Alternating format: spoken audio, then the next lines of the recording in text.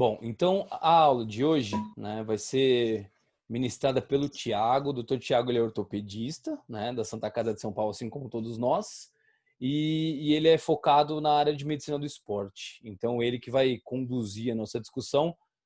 Passo a palavra para o Tiagão. Vai lá, Tiago. Boa. Bom, primeiramente aí, mais uma vez, muito obrigado aos meus amigos, meus 3 amigos aí que sempre estão nessa luta juntos. Obrigado a todos que estão presentes aí. Vamos começar a aula, então. Mais uma discussãozinha de caso hoje. Nosso caso de hoje, então, é um paciente do sexo feminino, 22 anos. Ela é estudante de moda. E ela falou que cerca de 3 anos atrás, ela pesava cerca de 80 quilos. Só que dentro dessa faculdade de moda, ela sofria muito preconceito da própria parte dos alunos, dos colegas de turma, dos professores, e ela via que ela achava por ela mesma que ela perdia muita oportunidade de emprego, de outras coisas com relação a isso por conta do peso. Então ela procurou uma ajuda de um nutricionista, um médico do esporte, e perdeu bastante peso. Nisso aí ela começou a ganhar começou a gostar de correr, gostou do esporte, tanto que ela começou a pesquisar essas corridas de rua e quis fazer essas corridas de 5, 10 quilômetros. Para isso, ela contratou aí uma assessoria esportiva para correr junto com ela e para ela melhorar seu tempo, seu pace lá, né? Nessa assessoria esportiva, esse assessor aí, ele aumentou muito, fez um aumento muito grande de volume e carga de treino. O paciente estava super feliz, melhorando seus tempos e achou que já ia dar conta de correr muito bem os 10 quilômetros. Só que durante um treino aí ela sentiu uma forte dor no joelho, uma dor súbita, muito forte, não conseguia pisar sobre o membro e ela teve que ser auxiliada pelo seu assessor aí para ir até o pronto-socorro. No pronto-socorro, abriu ficha para o ortopedista, o ortopedista foi tentar examinar e não conseguia, porque a paciente tinha muita dor. Então ele pediu a radiografia. E aí a primeira impressão aí, eu queria saber de vocês, se vocês veem alguma alteração nessa radiografia, se falta alguma incidência, o que vocês acham? Sei que a imagem não está das melhores também, esse perfil, mas às vezes é assim também, né, no pronto-socorro. Sim. Bom, Tiago, aqui um raio-x de joelho, né, na incidência anterior posterior e perfil. Nenhuma imagem me chama muita atenção, algum sinal de uma fratura aguda, algum deslocamento, né? Que nem na aula que o Vitor deu, a gente frisou bastante a importância, eu acho que da incidência axila de patela, né? Para a gente fechar que não tem nenhuma luxação ou instabilidade, mas parece que é. Excelente. Bom, então tá tudo certo, acho que não tem nenhuma displasia também troclear, acho que não me chama atenção a radiografia. Deixa eu ver o perfil de novo, Thiago, por favor. Eu concordo com o Samir, não vejo nada de alterado, não tem nenhum sinal de displasia. Vitor, quer falar mais alguma coisa? Aí é mais um de chato de cirurgião de joelho mesmo. Tem Por alguns isso que eu te sinais deixei por último. um pouquinho de sinais de displasia. Ali a patela, ela tá com um pouco de inclinação lateral. Você vê que você enxerga um pouquinho da faceta antes de enxergar o sulco posterior. A patela tá um pouquinho alta, mas nada que chama muita atenção também não. Você vê que o fêmur tá perfil, né? Mas a patela tá um pouquinho rodada mesmo. Bom, realmente, a radiografia é normal, o ortopedista olhou e acabou dando um diagnóstico sindrômico aí de dor patelofemoral. Mandou a paciente com um anti-inflamatório, analgésico, crioterapia para casa e repouso. Bom, durante 2 semanas aí, a paciente melhorou muito da dor, a corrida de 10 km dela estava chegando já, e ela voltou que nem uma louca para os treinos, né? O assessor então falou assim, vamos fazer um treino diferente hoje, vamos fazer um escadão, né? O pessoal da corrida aí conhece a escadaria e tal. Então ela começou ali 10, 15 minutos fazer os exercícios na escada e aí de novo ela sentiu uma dor muito forte no joelho, muito forte. Não conseguia mais subir nenhum degrau, não conseguia direito apoiar o membro. E aí o assessor já estava mais esperto, que aconteceu aquilo da outra vez, ele já veio e já colocou um gelo na hora ali já para amenizar um pouco a dor da paciente. Nisso, uns 10 minutinhos, 10, 15 minutos, ela já melhorou bastante da dor, já conseguia pisar um pouco mais. E ela preferiu não ir no pronto-socorro, ela buscou o consultório do Ortotal, que é aí para a gente examinar ela. Esse aí é teu, né, Thiago? Porque o meu não tá assim, não.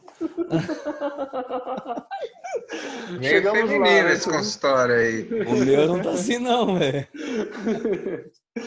Bom, no exame físico da paciente no consultório, nenhum sinal de lesão ligamentar, nenhum sinal de lesão meniscal. Ela tinha uma pequena dor na inserção da pata de ganso, um pouco mais medial ali. E aí eu queria perguntar para vocês pediriam algum exame complementar, radiografia de novo, pensaria mais em quê? O que vocês conseguem me ajudar? Ela não tinha nenhuma, no exame físico ali não tinha nada de lesão, sugestivo de lesão ligamentar, menisco. Nada, Samir, nada. Aí eu acho que, aí pensando, acho que eu estou na mesma linha de pensamento do Samir. Então, em corredores assim, começam a sentir uma dor nessa região proximal da tíbia, próxima à interlinha, etc. A gente sempre tem que suspeitar de uma lesãozinha de menisco, né? Fora isso, com aquele radiografia, naquele axial de patela, a gente vê que o sulco dela era um pouquinho aumentado, né? Maior que 138 graus, então alguma predisposição à condromalácia essa paciente já tinha. O fato dela ter sido obesa também predispõe a lesões patelofemorais.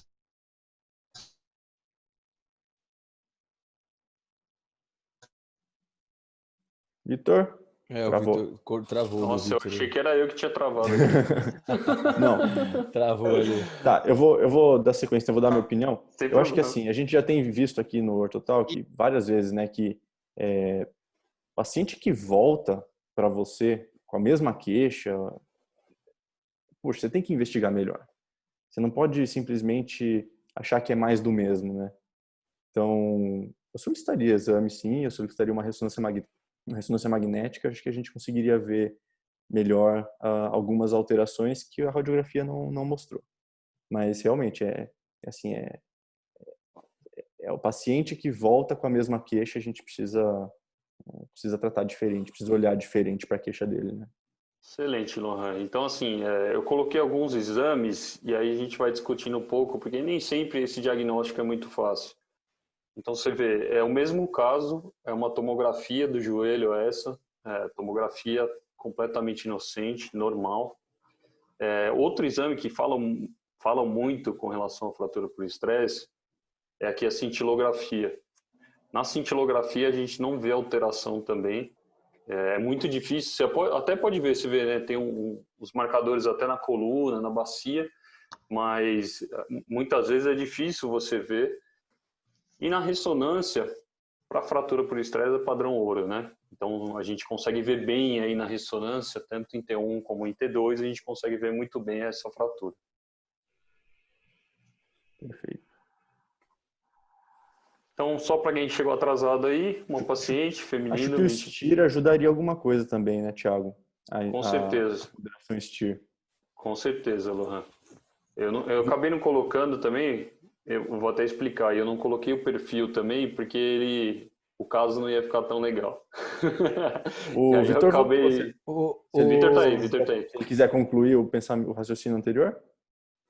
Cortou tudo, Vitinho, a tua. Era basicamente isso. Eu pensaria inicialmente numa condromalácia, um probleminha, alguma coisa correlacionada a menisco, mas com essa dor também do corredor típico, né? Tem uma dor nessa pata de ganso, da tendinite anserina, tendinite patelar bem comum no corredor também. E aí eu triaria todo o meu raciocínio em cima de uma ressonância magnética, porque eu, nesses corredores, principalmente com essa história, eu pensaria bastante em fratura por estresse. Uhum. Thiago, eu acho legal falar nesses exames de ressonância, só falar um pouquinho pro pessoal, né? O exame aqui, ó, o de baixo, a gente fala que é ponderado na sequência T1, e em cima é ponderado na sequência T2. Só para vocês entenderem uma diferença, assim, a parte externa, que é gordura, na parte de baixo, tá branca, né? Que T1 a gordura brilha. Aí na parte de cima, que é o T2, a gente faz a supressão de gordura. Ou seja, o que era branco ficou escuro. Por quê? Porque a gente quer ver edema. E a seta que o Thiago botou nessa primeira imagem, a gente consegue ver todo o edema circundando esse traço incompleto de fratura, né? Então, acho legal o pessoal já começar também a dar uma olhada nos exames de imagem, saber, ressonância, tem T1, tem T2, supressão de gordura. Acho importante falar isso. A dica do T2 é que o que é líquido brilha, né? O que é líquido fica muito claro. Então a gente vê que tem um pouco de você conseguir mostrar, Thiago, para mim com o seu mouse, ali a região mais clara do T2 em cima, lá em cima, isso, ali a região mais clara na articulação mesmo, é o líquido sinovial, tá? Aqui e aqui o líquido sinovial. E exatamente onde tem a seta está bem claro, porque é a região do edema ósseo. Então, tem um processo inflamatório. A gente vê um tracinho de fratura, mas em volta desse osso tem um edema ósseo, um processo inflamatório. Por isso que brilha. Igual isso até na aula do Vitor ele comentou, né? O famoso bone bruise aí, né? Que a gente fala. E até na aula que eu dei de trauma do quadril, que também tinha a fratura oculta do colo, que a gente conseguia ver o edema na ressonância ali em volta da cápsula. Então isso é importante, saber ver exame de imagem. Não é simplesmente a gente, vai ter o laudo do radiologista, que não é bem assim, né?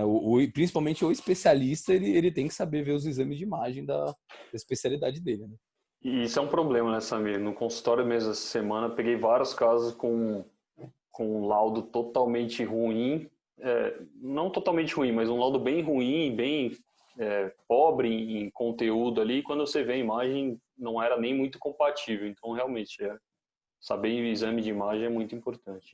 E às vezes os pacientes eles chegam pra gente só com o laudo, né? Eles não trazem os exames, só vem com o papelzinho. Aí você fala, mas eu quero ver as imagens. Doutor, não tem. E o problema, o maior, é quando o paciente chega, por exemplo, essa semana, teve alguns alunos que me acompanharam, viram. Chegou um paciente que veio para operar o LCA. Aí na ressonância veio o laudo ruptura do LCA e menisco íntegro. Aí nas imagens era lesão de menisco, LCA íntegro. Pede material pro convênio.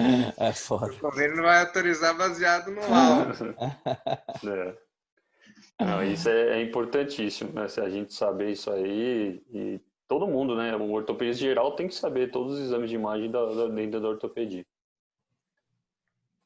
Bom, dando sequência então, para quem chegou, era uma paciente feminina de 22 anos, corredora, cerca de 3 anos atrás ela pesava 80 quilos, ela fazia a faculdade de moda dela, sentiu uma dor muito forte durante um treino de corrida, e aí ela foi diagnosticada com uma fratura por estresse ali da região proximal da tíbia medial. Com relação ao tratamento desse tipo de fratura, o que vocês indicariam?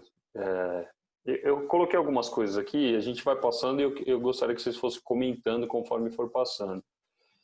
Então, em relação a repouso ou retirada, afastamento da atividade, o que vocês acham com relação a isso?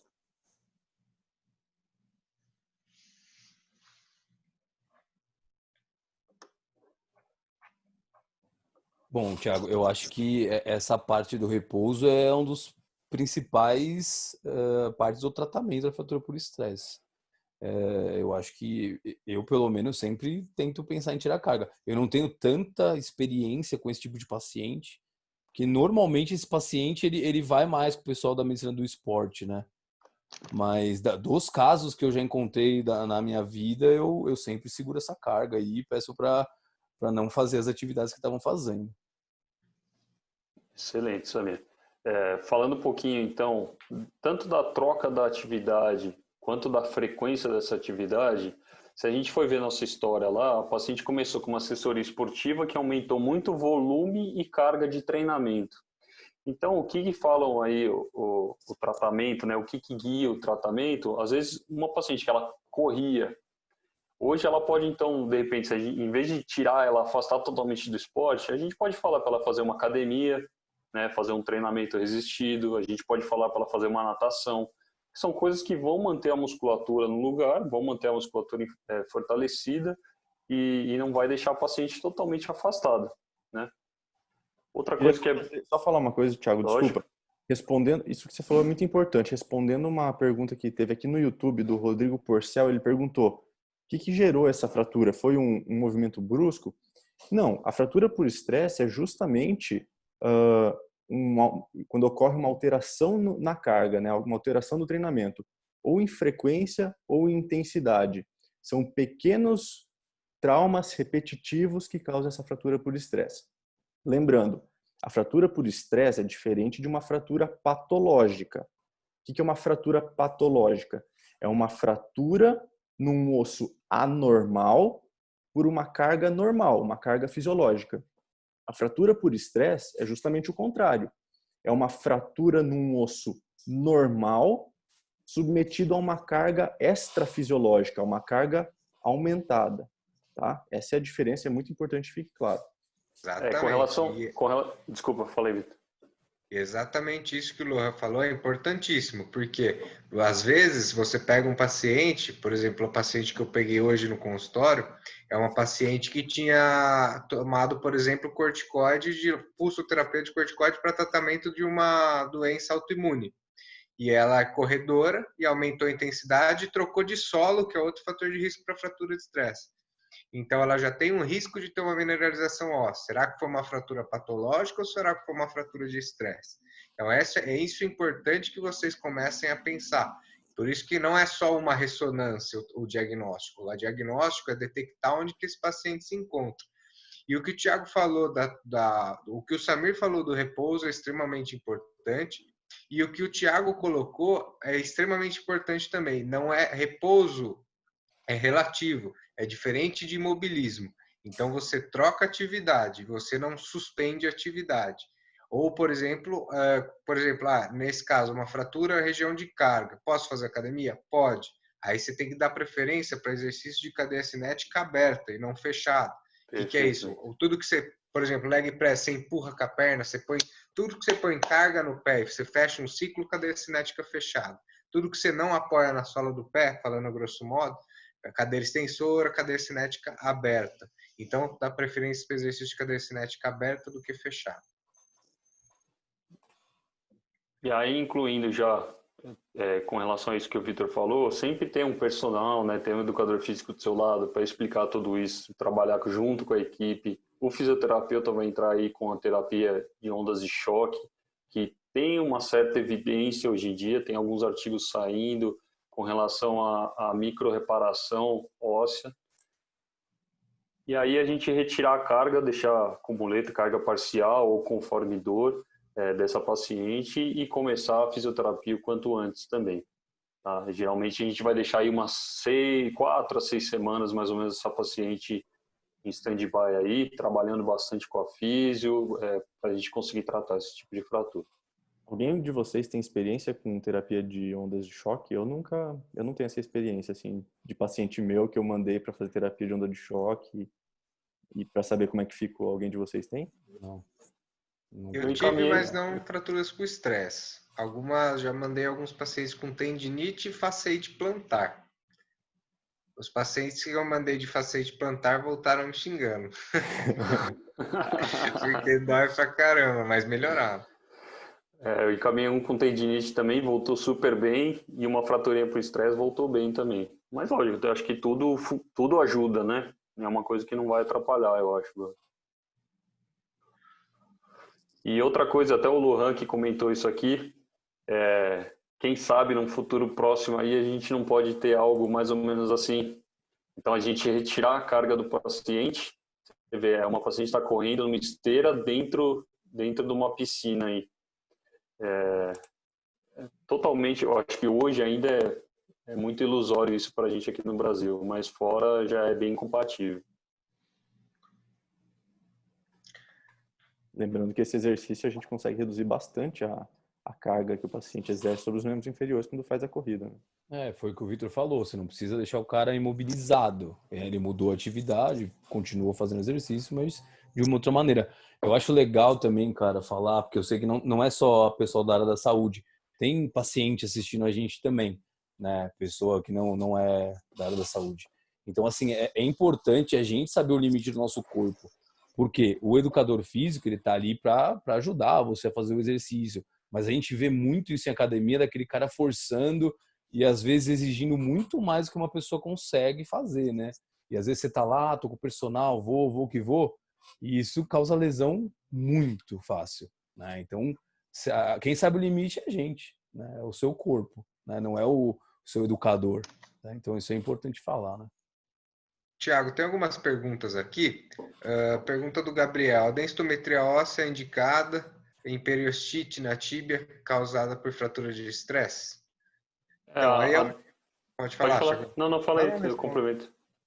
Não, acho que a indicação da densitometria óssea aí é mais no quesito que a gente falou. Você tem o limiar ósseo que aguenta determinados chumbos, determinadas cargas cíclicas, como o Lohan colocou. Então, quando você abaixa esse limiar ósseo, você pode ter fratura por estresse, né? Que essa seria patológica, mas pelo aumento do rendimento, pelo aumento da carga ou pela diminuição da mineralização óssea. Por isso pode ter fratura. Então, acho que entraria aí. A gente já comentou. Quer completar, Tiagão, com alguma coisa? Ele entra, e eu quero que você guarde essa perguntinha aí lá mais para o final, porque no final a gente vai comentar legal essa com relação à densitometria, a osteoporose, um pouquinho ligando um pouquinho com a aula do Samir da semana passada. Acho que dá para a gente comentar bem isso aí. É Gabriel, né? A outra pergunta é do Bruno, perguntando se afastar das atividades e colocar uma joelheira, o osso não colaria. O problema, Bruno, é o seguinte, a gente ficar exercendo a carga além do limiar reparatório do organismo. Então, a gente tem essas microlesões, essas microfraturas que ocorrem no osso, isso toda pessoa tem, só que o nosso corpo ele consegue reparar essas microlesões. Você colocar uma joelheira, você vai continuar estressando a região óssea ali, e a fratura ela pode progredir. Então, se a gente voltasse lá na ressonância, não, você via, não era uma fratura completa, era uma fratura só ali da tíbia medial. Conforme a gente vai progredindo carga, o paciente continua fazendo o exercício com bastante carga, ou aumento de intensidade, ou de volume, essa fratura ela pode progredir e pode se tornar completa. A gente vai comentar isso um pouquinho mais para frente também. Bom, vamos lá então. A paciente melhorou. Um ano depois, ela já tinha corrido sua corridinha de 10 quilômetros e gostou tanto e está se preparando agora para uma meia maratona. Junto com isso aí, ela novamente forçou demais no treinamento e aí sentiu uma dor muito forte no quadril direito dessa vez. Na hora já veio na cabeça dela, ela começou a lembrar toda a prova que ela tinha perdido de 10 quilômetros lá atrás, começou a pensar em todo o tratamento de 6 semanas que ela teve que fazer natação, que ela odeia, começou a pensar em outras coisas e agora falou, bom, vou no pronto-socorro de novo, não vou, o que eu vou fazer? Ela foi lá no nosso consultório novamente e a gente solicitou uma radiografia. É uma dor diferente, a gente solicitou essa radiografia aqui. Então, eu queria pedir para um dos meus amigos aí colocar o quiz para a gente. Vou soltar aqui.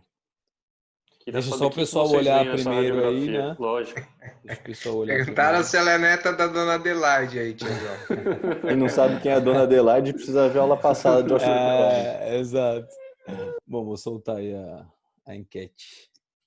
Pessoal que está no YouTube, a gente perguntou o seguinte na enquete.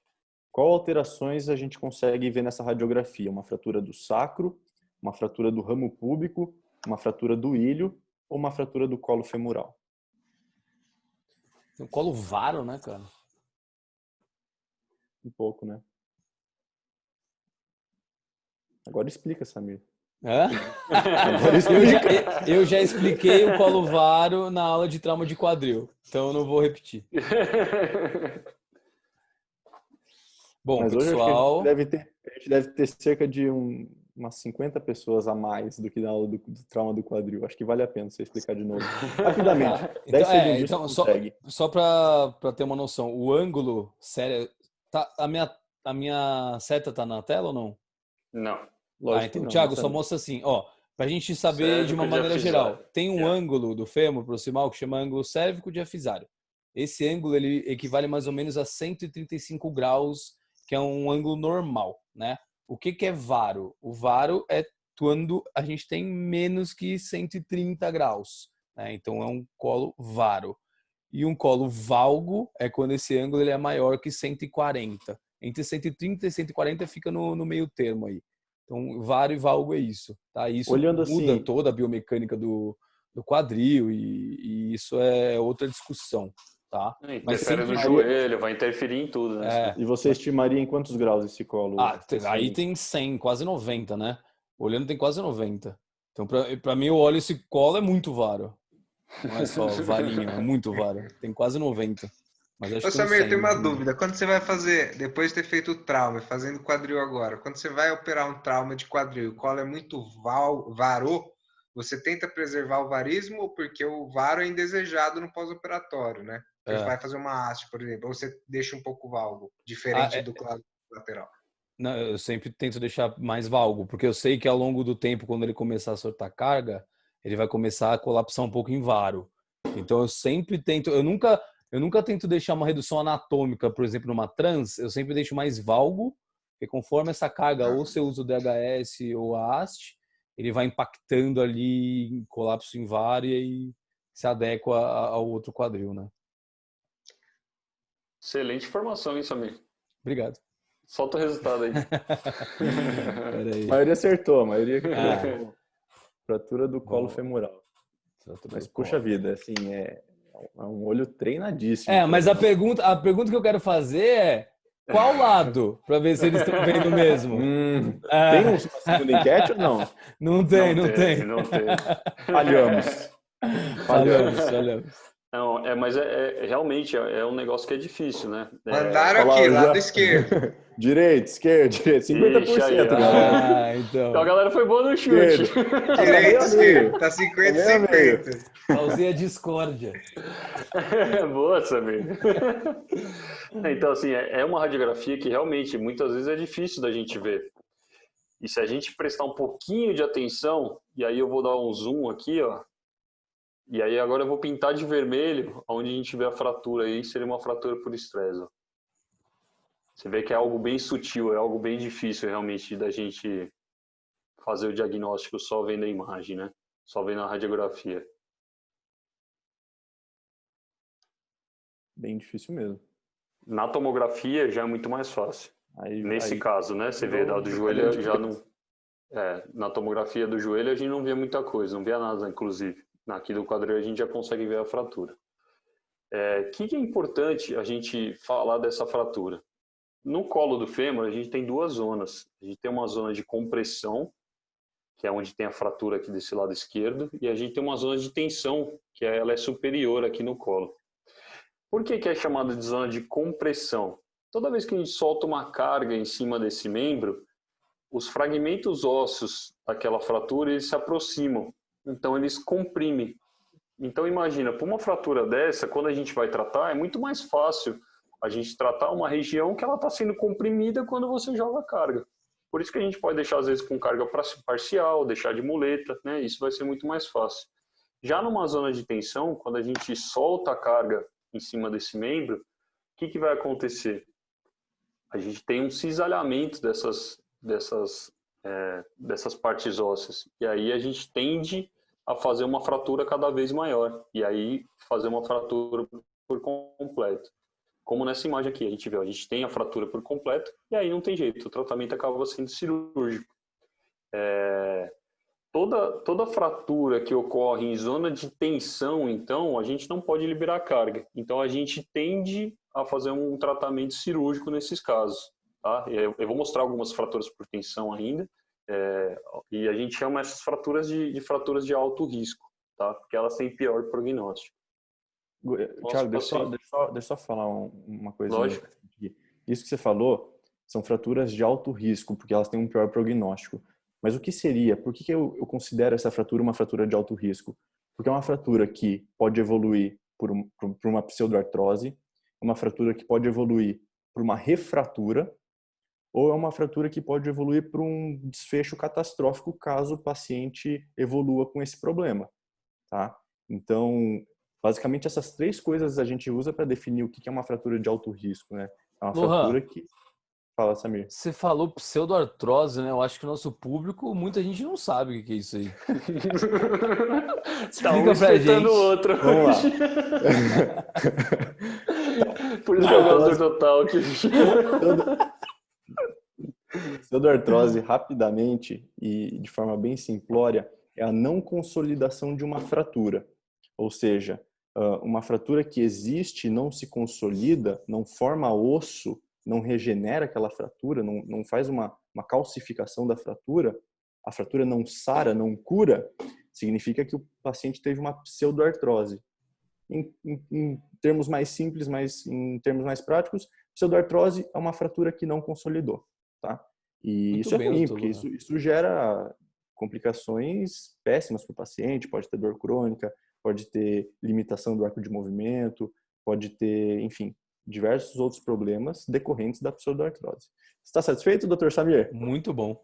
Muito bom. Samir tá mais Se satisfeito. vi melhores definições de pseudoartrose numa aula de quinta-feira à noite do Ortotalk sobre fratura por estresse, não me recordo. Hoje, aqui nessa sala, Estou à disposição, viu?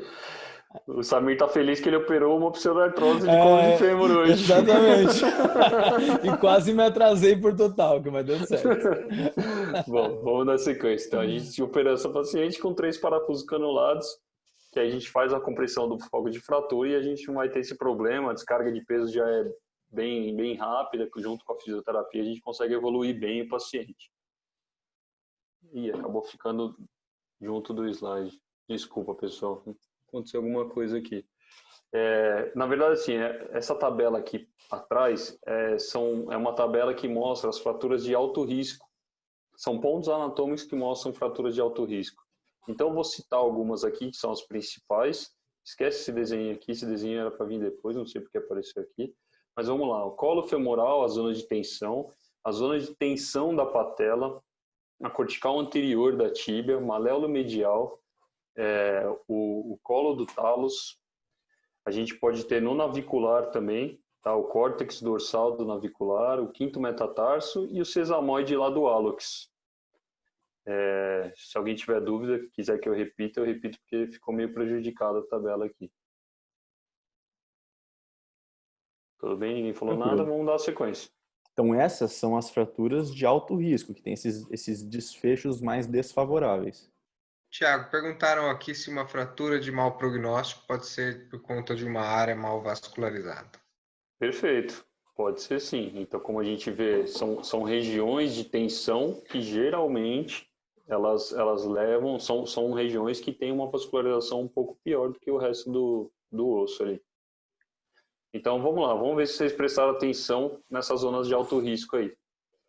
Eu coloquei aqui 6 imagens, sendo de ressonância, radiografia, e eu quero que vocês soltem o quiz daqui a pouco aí, Samir. Uhum. Eu quero que vocês digam qual dessas fraturas não é de alto risco. Então, vamos lá, a gente tem aqui um colo do fêmur, a gente tem aqui uma cortical anterior da tíbia, um maléolo medial, tem o colo do talos, temos o córtex dorsal do navicular e o sesamoide do hálux. Bom, vou soltar a enquete então.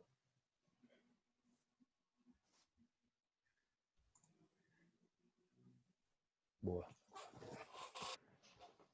O pessoal que está no YouTube pode responder. Qual dessas fraturas não é de alto risco? A, B, C, D, E ou F? Hoje a gente colocou uma enquete lá no Insta e o pessoal acertou, né? Na que a gente colocou, a maioria acertou. Mas aí você deu uma mudada agora, né, Thiago? Senão fica muito fácil, né, Samir? É. Inclusive, a do Telegram ficou legal também, né? Qual foi a primeira fratura por estresse diagnosticada? Tá de saca, né? Ô, Thiagão, a maioria aqui tá achando que é o sesamoide, cara. Muito bem. Que não é de alto risco. A maioria, 40% tá achando que é o sesamoide. Como é que tá no YouTube aí, Lohan? Poucos responderam A por enquanto. Tá. Que a de compressão ali na zona de compressão do colo não é de alto risco. 3 responderam A. Então quase 40% aí achou que é do sesamoide, Thiagão. Perfeito. Então a resposta para vocês aí é a fratura na zona de compressão, foi o que a gente falou, né? Toda a zona de compressão do osso, ela tende a aproximar os fragmentos. Isso ajuda a colar, não é um mau prognóstico. Se fosse na zona de tensão, que ela fica mais superior aqui, aí seria de mau prognóstico. Thiago, não passa essa imagem não, volta lá por favor. Sim, senhor. Tem uma pergunta no YouTube do Rafael César. Ele perguntou em qual osso a prevalência dessa fratura por estresse é mais comum. E aí eu te respondo, Rafael, da seguinte maneira. Em corredores, tá? Porque isso muda de qual atividade física a pessoa faz. Então, em corredores, que é o nosso caso aqui, o osso mais acometido, em primeiro lugar, é a tíbia, tá? É onde mais ocorre a fratura por estresse. Depois vem a fíbula, região distal da fíbula, lá do maléolo, lá do tornozelo. E depois alguns metatarsos, tá? Que são aqueles ossos longos do pé. Geralmente segundo ou terceiro metatarso. E tem mais uma imagem que é até bem característica do corredor, fazer fratura por estresse do sacro. Ele faz uma fratura por estresse ali da asa do sacro. Acho que não tem nenhuma das imagens aí, mas eu me comprometo depois da nossa aula de colocar no stories lá do Orthotalk uma imagem, uma ressonância mostrando para vocês a fratura do sacro, para vocês também terem como exemplo. E pode dar essas fraturas da bacia, da coluna também, jogadores de golfe, tênis, esportes rotacionais que exigem esse sistema da bacia funcionando. Remador. Eu vi um caso de fratura por estresse de arcos costais em jogador de golfe que ficava nesse movimento torsional. Exatamente. Como é o nome desse movimento torsional? Mas costela não é ortopédica. da ortopedia, então eu não quero saber. saber. Ontem tentaram passar um caso pro Thiago de fratura de arco costal. Ah, não. Ô, Samir, como é o nome desse movimento rotacional do golfista, já que... Eu não sei, te devo. Quem joga golfe aqui é você. Você jogou também, é swing. Swing. Ó, pro pessoal que tá assistindo a gente, saiba que ortopedista não vê trauma torácico. A gente sempre recebe encaminhamento do pessoal pedindo pra gente ver trauma de costela. A gente não vê. E a sua resposta tem que ser: já viu um parafuso na costela? Então não é do ortopedista. Mas agora o Lohan vai te responder essa pergunta aí, que ontem eu mostrei uma coisa para ele. Nossa, eu já vi também. Nossa, não quero nem mencionar aqui. Não, deixa quieto. Ligar da minha imagem. Não quero isso ligar da minha imagem. Pode passar. Não, é que tem gente que coloca placa e parafuso na costela. Aí já dá uma furadinha no pulmão, ortopedista, né? Não é ortopedista, exato. Bom, vamos dar sequência. Lohan, eu coloquei esse slide justamente aqui para você. Esse slide aqui ele mostra as fraturas no corredor e o quanto que mais ou menos o corredor ele tem que fazer de carga e volume para fraturar cada região.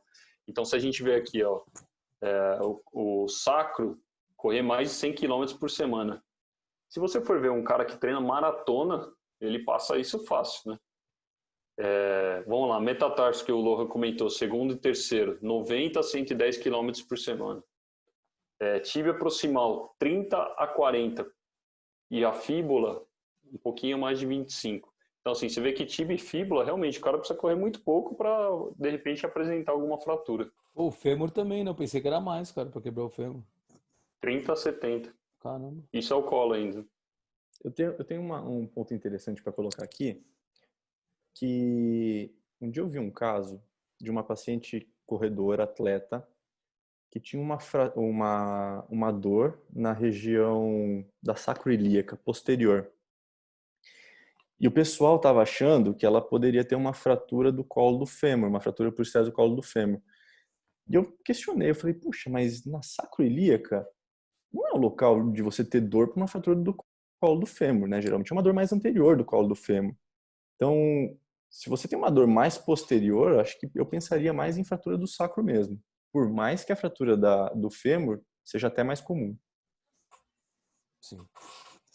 Não sei se o saber consegue ajudar bastante nisso, mas eu já vi cada coisa na ortopedia que eu não daria 100% de chance de falar não, assim, de forma alguma. Mas eu acho que mas o que você falou... A primeira opção, tipo, a pessoa tá com uma dor posterior, sim. Né? Vamos pensar na sacroiliaca, né? Com certeza.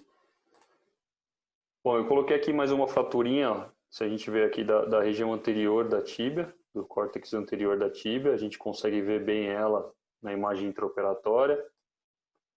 E nesse caso aqui, muita gente acaba tratando com placa e parafuso. E aí a gente coloca uma placa que ela funciona como banda de tensão. O que é isso? Lembrando então, a cortical anterior da tíbia, ela funciona como uma zona de tensão. Quando a gente coloca uma placa desse tipo, toda a força que passaria fazendo a tensão, né, a distração desses fragmentos ósseos, essa força vai passar pela placa e não pelo osso. Então a placa faz esse papel de receber a zona de tensão e ele comprime a região do córtex anterior. Então por isso que a gente põe essa placa pequena funcionando como banda de tensão. Eu acho que poderia ser até um tema para um ortotal, que aí a gente fala as funções de placa e parafuso, eu acho que é um tema interessante. Pode ser Não mesmo. sei se vocês Legal. concordam aí. Thiago, Sim. volta no raio-x, por favor. Não sei se o pessoal que está assistindo reparou, vocês conseguem ver a espessura da cortical anterior da tíbia? Exatamente, Né? bom, O bem lembrado. organismo tentando É isso aqui, ó. recuperar essa lesão, tentando formar osso ali, tentando regenerar isso aí. E essa imagem é extremamente clássica, tá? Vocês vão ver uma fraturinha que é um traço na diáfise, um tracinho transverso, pequeno, tá? Que não atravessa toda a circunferência do osso, não vai lá para a cortical posterior. Essa imagem é extremamente clássica de fratura por estresse. E eu acho E que vale também lembrar também. Desculpa, Thiago. Não, eu acho que vale lembrar só que a imagem na radiografia ela aparece depois só de 3 a 4 semanas. Demora para aparecer, por isso que muitas vezes você pede a radiografia e não vê.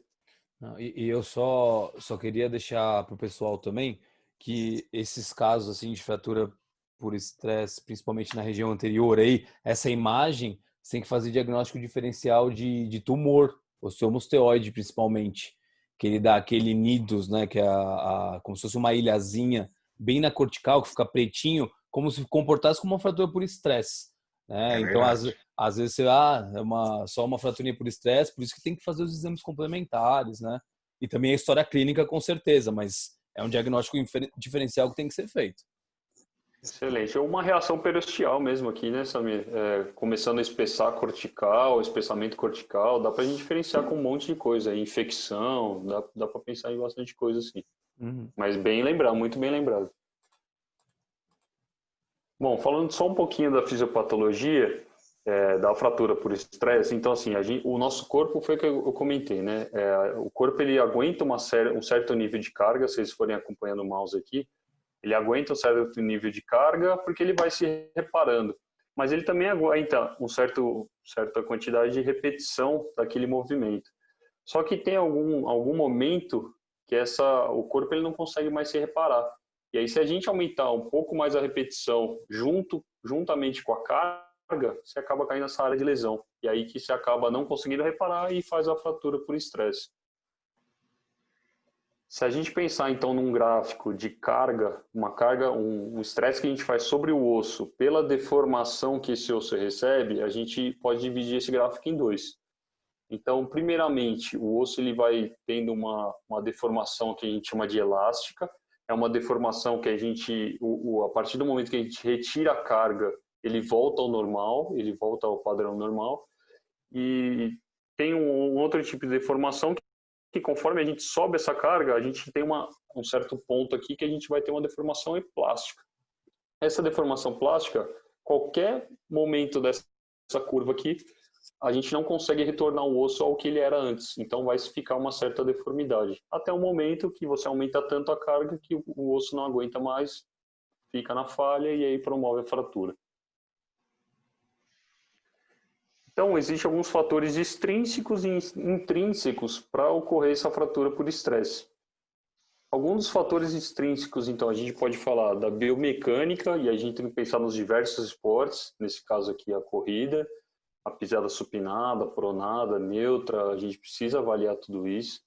A gente precisa pensar na periodização, então tem que haver um aumento programado da carga de treino, não dá para simplesmente alguém vir e começar a te jogar carga ou volume de treinamento sem ter uma periodização, isso é muito importante.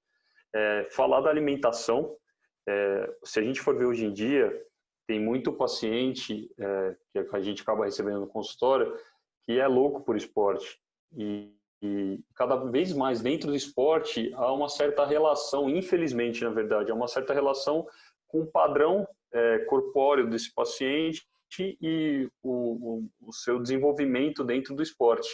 Então, a alimentação está muito bem ligada a isso. A gente vai comentar um pouquinho mais sobre isso lá na frente. Como o Vitor já tinha falado, até mesmo o terreno que você corre, então se você correr numa pista de atletismo, numa areia da praia, numa rua toda esburacada, que tem uma certa queda na calçada, e até mesmo o tipo de tênis, isso influencia muito e pode predispor, sim, a fratura por estresse. Falando dos fatores intrínsecos agora, a gente pode falar em variações anatômicas entre as pessoas, podemos falar da massa muscular, então a pessoa que tem uma massa muscular menor, ela vai predispor muito mais à fratura por estresse, mesmo porque a gente tem que ver também o estado hormonal desses pacientes. Então, de repente, um idoso que tem um nível hormonal mais baixo pode ter já se ele for correr, enfim, você vê um monte de gente hoje em dia, 60 anos fazendo maratona, não sei o que, ele tem uma predisposição maior. Não quer dizer que ele vai fazer a fratura, mas ele tem uma predisposição maior. Aí pro pessoal em casa é importante porque fica uma dúvida, né? Você olha o tamanho do cara da esquerda e fala, pô, por que esse cara, o outro é muito mais magrinho? Se ele correr, ele tem muito menos impacto do que o cara grandão ali, pô. Um tem 50 quilos, o outro tem 150 quilos. Mas a grande diferença é que o músculo ele trabalha como na capacidade de absorção de impacto. Então, quanto mais envelope muscular, menos para osso e articulação você está jogando. Por isso que é extremamente importante isso que o Thiago falou. E tem trabalho até, Vitor, falando que esse invólucro muscular ele serve como fator de proteção. Não só pelo invólucro em si, pelo volume muscular, mas porque o músculo ele gera uma zona de tensão e já gera naturalmente essas microfraturas ósseas. E aí o reparo do organismo acaba sendo muito maior. Tem alguns trabalhos ainda falando que algumas mulheres podem ter uma predisposição maior, mas isso já está um pouco controverso e a gente vai ver por quê. Então, pensando na nossa paciente lá, vamos voltar do começo lá. Uma paciente que começou a correr e aí você vê que é uma evolução totalmente diferente. Uma fratura por estresse, pelo que a gente comentou aqui, que vocês estão vendo, não é algo muito comum que você recebe toda vez no pronto-socorro, no consultório. Né? Mesmo sendo mais voltado para a área do esporte, não é algo que você vê todo dia. Então, o que está faltando nesse caso que a gente não investigou, não pesquisou? Vamos voltar lá para o caso, então. Uma paciente que pesava 80 quilos, em 3 anos ela foi para 50 quilos, sendo que ela aumentou muito a carga de treino, o volume de treino. Ela perdeu muita massa muscular e aí eu contei aquela historinha no começo e coloquei até esse estudante de moda aqui, justamente pelo que a sociedade hoje em dia impõe em padrões de beleza com relação a tudo isso. Por quê? Até mesmo dentro do esporte hoje, as pessoas se preocupam cada vez mais com a estética corporal e muitas vezes isso não é tão saudável. E por que eu estou falando isso? Existe um negócio chamado tríade tríade da mulher, né? Tríade da mulher atleta. Hoje em dia eles chamam de REDS. Por que REDS? Na verdade eles falam que é Relative Energy Deficiency in Sports. É uma energia deficiente dentro do esportista. Antes eles chamavam de tríade da mulher atleta porque era só em mulher, mas eles viram que isso em homem também acontece. Então eu tentei rabiscar mais ou menos um rascunho aqui para a gente entender tudo isso. Então, a gente tem essa paciente, ela pesava 80 quilos, foi para 50, né? Ela começou a ter uma alimentação totalmente diferente do que ela tinha. E muitas vezes essa alimentação, ou até mesmo o atleta, ele acaba se privando muitas vezes de ter um consumo calórico com carboidratos, porque ele acha maratonista. Tem muita gente que acaba não comendo carboidrato porque acha que isso vai piorar o treino dele, vai piorar a função do corpo dele. E com esse déficit calórico, a gente acaba tendo uma queda percentual de gordura. Só que gordura é muito importante para a fabricação de hormônios e uma série de outras coisas. Com queda percentual de gordura, a gente vai entrar numa fase, essa paciente acaba entrando numa fase de amenorreia. A amenorreia é que a mulher não menstrua por pelo menos 3 meses. Ou então ela tem ciclos irregulares por um período um pouco maior.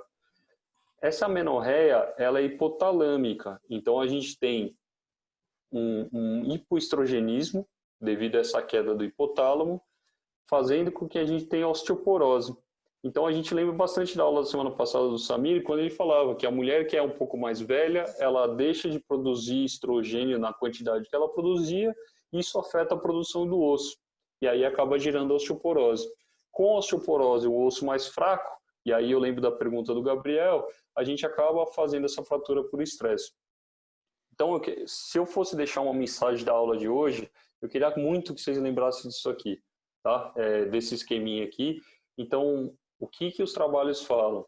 Se a gente achar algum desses tripés em um dos nossos pacientes, abra os olhos, preste atenção, porque provavelmente essa tríade aqui deve estar ligada. E aí, quando a gente fala, só lembrando um pouquinho, de queda percentual de gordura, na mulher, se a gente falar em 16% a 20%, a mulher já não menstrua mais, algumas, né? Então, tem que ficar muito atento com isso. Tá? E por que eu quis colocar isso também? É muito subdiagnosticado essa tríade, tá? Então, prestar muita atenção, qualquer paciente, e aí eu falo para todos os profissionais de saúde, porque muitas vezes você tem um educador físico, a menina fala, eu estou amenorreica, não estou menstruando há um tempo. O cara, não, excelente, seu nível de gordura está baixo, está excelente. E nem sempre é tão simples assim. Então, para a gente abrir os olhos para ajudar esse paciente mesmo. Então, eu queria fazer... Alguém tem alguma consideração? Quer falar alguma coisa? Tem uma pergunta aqui do Bruno, extremamente importante, acho que você já respondeu, mas vale a pena frisar de novo. Isso pode acontecer com homens também, Thiago? Sim, pode acontecer, sim. Tanto que você vê um monte de maratonista homem que acaba tendo esse déficit calórico, acaba não consumindo carboidrato. Lógico, ele não vai ter amenorreia, mas ele acaba gerando uma osteoporose por um déficit, às vezes, de testosterona, e aí acaba fazendo a fratura por estresse. O importante é vocês entenderem, não para o homem ou para a mulher, mas entenderem o porquê que isso está acontecendo. Então, você é aquele cara que passa do limite e chega a um ponto de percentil de gordura mínimo, ao ponto de não conseguir fazer esteroide. O próprio produção de hormônio esteroide dele fica em favor de não só de esteroide, mas cortisol, hormônios de caractere secundários, etc. Tudo isso, testosterona, tudo isso é mediado por colesterol, né? A base desses hormônios são feitas de colesterol. Então, se você não tem um nível de gordura que a gente diz saudável, você acaba prejudicando, seja homem ou seja mulher. Na mulher, isso se manifesta com amenorreia. No homem, isso se manifesta de outras formas, diminuição da libido, diminuição da massa muscular, o cara não consegue fazer síntese muscular, entre outras manifestações aí. Excelente, Vitor. É bem isso mesmo. A gente precisa estar muito atento. E aí, lembrando um pouco do Gabriel, que ele falou da osteoporose lá, que ele perguntou do exame, o exame, às vezes, nessa fase que vai ajudar, mas o intuito não é a gente chegar só aqui já, na véspera de acontecer uma fratura, é a gente pegar lá em cima. E aí, se a gente pensar o que você falou, Vitor, me chama a atenção do cortisol. Se a gente pegar déficit calórico, você já imagina uma pessoa que está estressada por esse déficit calórico, uma pessoa que começa a liberar mais cortisol naturalmente, e aí é mais ou menos o que aconteceu com a sua paciente. Mesmo que ela tenha tomado... como que foi que você falou? Desculpa. Ela estava tomando medicação, corticoide, isso. Ela estava tomando corticoide, mesmo que fosse exógeno, mas você vê, uma situação de estresse acaba gerando a própria eliminação desse... Então, vamos lá. Thiago, eu tenho uma consideração a fazer. Sim. Cara, quando a gente ia pensar que um ortopedista ia falar sobre amenorreia, hipoestrogenismo, osteoporose, depois o pessoal fala que o ortopedista não estuda, né, cara? Que fama, né?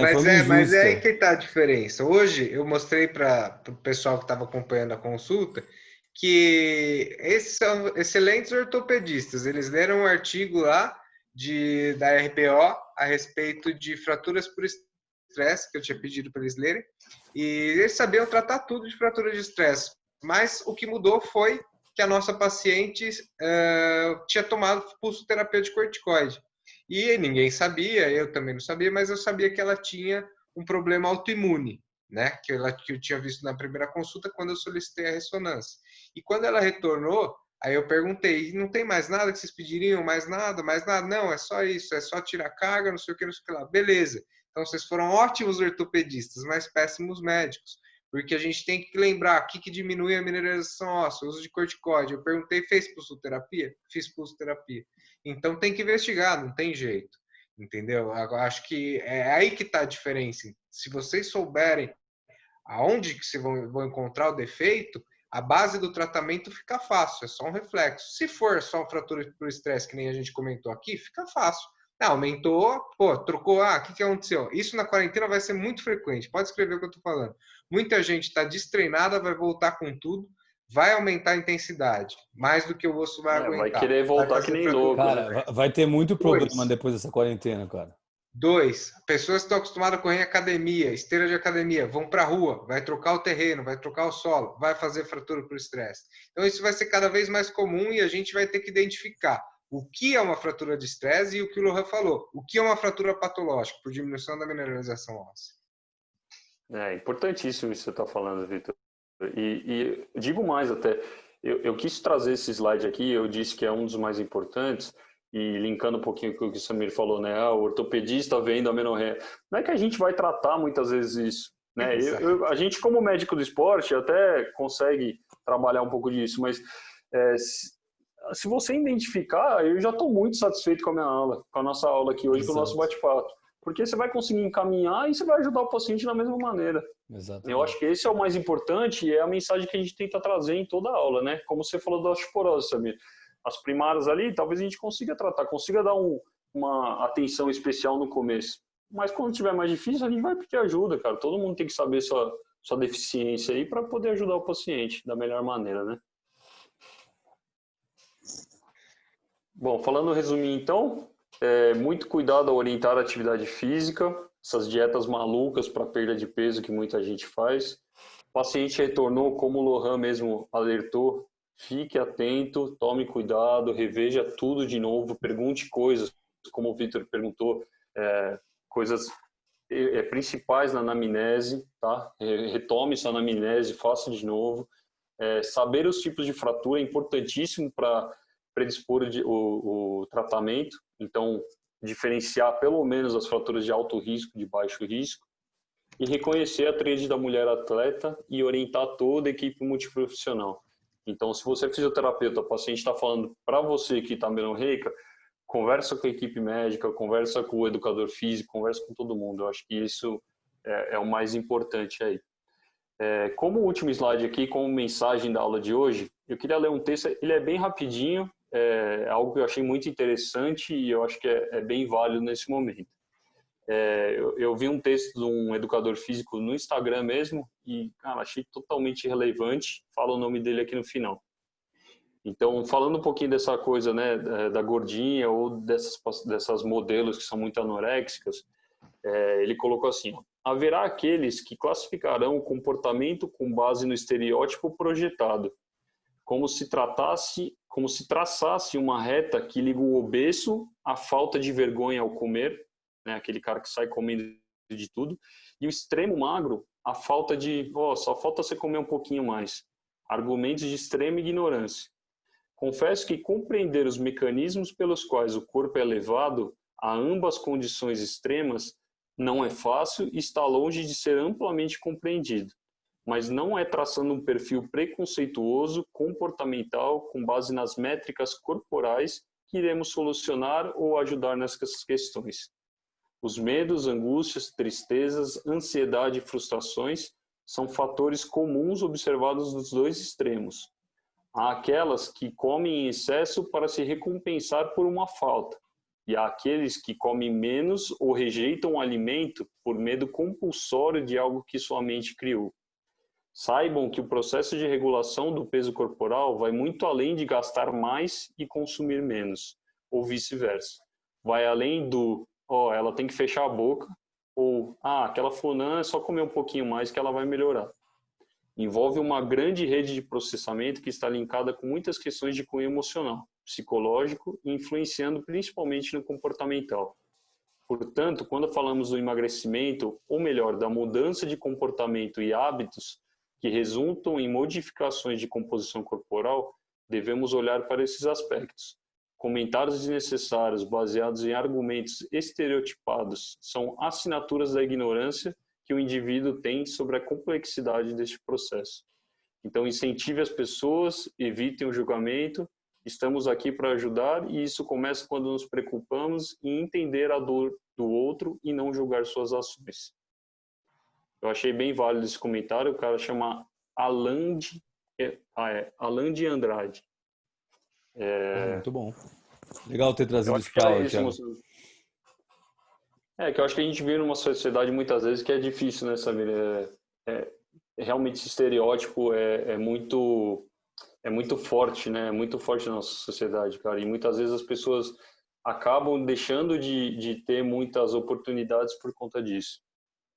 Exato. E você, com o seu consultório, você deve ver muito isso, porque eu vejo também, Thiago. A paciente às vezes chega e mostra uma foto de uma modelo e fala, eu quero ficar assim, ó. Exato. E você fala, cara, mas você não nasceu assim, entendeu? Você precisa praticar a sua beleza. Você vai ter uma beleza também que talvez seja até mais bonita do que a dela, mas você precisa aprender a gostar de si primeiro. Então, eu acho que isso é extremamente importante. Bom, Isso aí, queria Samir. parabenizar pela aula aí, Tiagão. Foi uma aula incrível. Acho que os meninos aí saíram sabendo fratura de estresse agora não vai mais passar batido. Com certeza eles vão olhar direitinho. E falou bem das fraturas de alto risco. Eu, particularmente, aprendi bastante com a aula. Foi muito boa. Parabéns. Valeu, Vitinho. Obrigado. Tamo Também, junto. Thiago. Aprendi muito com vocês também, cara. Acho que toda conversa é muito válida para todos nós, né? Também, maninho, parabéns pela aula. Você montou direitinho, fez os links, A deu pra entender dinâmica bem um muito boa. tema difícil, né, cara? Que a gente não vê muito no É Exato. dia a difícil mesmo, dia, né? mas é isso aí que o Vitor falou, para não deixar passar batido. Parabéns. Bom, se alguém Parabéns, tiver Thiago. alguma Baita aula, dúvida, viu? Show valeu, de Lolo. bola. Parabéns. Obrigado.